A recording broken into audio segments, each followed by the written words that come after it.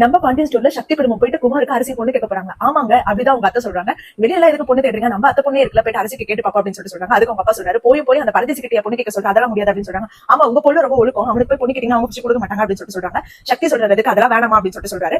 அதுக்கு அடுத்த சீன் என்ன பாத்தீங்கன்னா, மாமா மாப்பிள்ளைங்க எல்லாரும் பிளான் பண்ணி சரவணன் ரொம்ப கஷ்டத்துல இருக்கிறதால அவங்க கூட சேர்ந்து நம்மளும் குடிக்கலாம் அப்படின்னு சொல்லிட்டு பிளான் போட்டு எல்லாரும் செந்தில் வீட்டுக்கு போயிறாங்க. செந்தில் வீட்டுக்கு போயிட்டு நடந்த கஷ்டத்தை எல்லாத்தையும் மனசை விட்டு பேசுற சரவணா, பேசி கூடி எல்லாமே உங்களுக்கு சரியாயிடும் அப்படின்ற மாதிரி பேசி ஒட்டுமொத்தமா எல்லாருமே சேர்ந்து குடிச்சு கூத்து கும்பலமா இருக்காங்க. சரவணன் அப்ப கூட அந்த விஷயத்துல இருந்து அவரால் வெளியில வர முடியல. எப்ப பார்த்தாலும் அந்த மயில் பண்ண விஷயம், குடும்பத்துக்கு அஞ்சலி பண்ண விஷயம் எல்லாத்தையுமே ஒரு மைண்ட்ல ஓடிட்டே இருக்கு. இவங்க எவ்வளவோ ஆட்டம் பாட்டம் அப்படின்னு சொல்லிட்டு அவரை சமாதானப்படுத்துறாங்க. இருந்தாலும் அவரால் சமாதானம் ஆகவே முடியல. அவர் அதை பத்தி நினைச்சிட்டு இருக்காரு. பாவலங்க அவர் என்னதான் பண்ணுவாரு, இந்த பக்கமா அந்த பக்கமா இல்லாம நடுவுல மாட்டி முடிக்கிறாரு.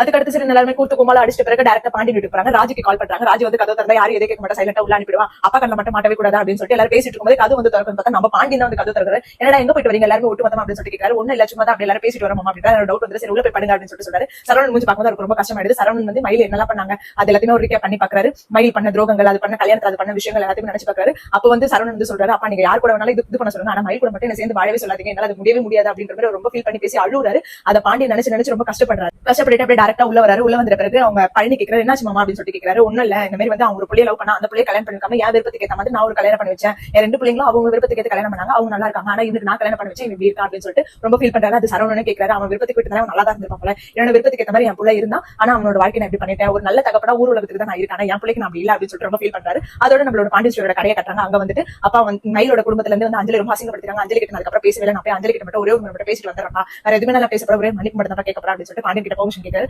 பாண்டியன் நீ போறதுனால எந்த பிரச்சனை வராது அப்படின்னு சொல்லி கேட்கிறாரு. இல்லப்பா வராது நான் பாத்துக்கிறேன் அப்படின்னு சொல்றாரு. உடனே பாண்டியன் பர்மிஷன் கொடுத்தாரு. சரவணன் போய் அஞ்சலி மீட் பண்ண போறாரு. அதோட இந்த எபிசோட் முடியுது. அஞ்சலி போய் மீட் பண்ணி அவர் என்ன பேச போறாரு, என்ன முடிவு எடுக்க போறாங்க அப்படின்றது நமக்கு திங்கட்கிழமை எபிசோட் தான் தெரியும். இந்த மாதிரி ஒரு அப்டேட்ஸ் கண்டிப்பா நம்ம சேனல் மறக்காம சப்ஸ்கிரைப் பண்ணிக்கோங்க.